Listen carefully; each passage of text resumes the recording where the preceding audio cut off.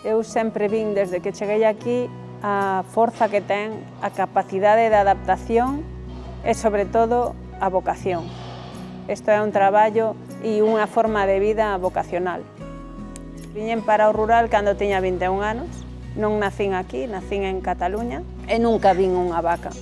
A forma de vida, a mentalidade e o amor tamén foi o que me trouxo aquí. Estamos tan afeitos a telo todos os días que a xente non se dá conta do importante que é. Elas tamén queren salir. Nunca é tarde para cambiar ou para empezar. O rural é un mundo cheo de oportunidades para xente que teña ganas de traballar e que aporte novas ideas e proxectos innovadores.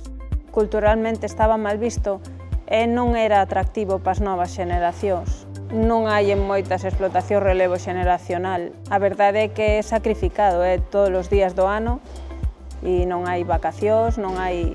A cabeza nunca che para daqui. Pero creo que a mentalidade da xente desde algún punto ten que cambiar e darse conta de que isto é unha forma de vida fantástica.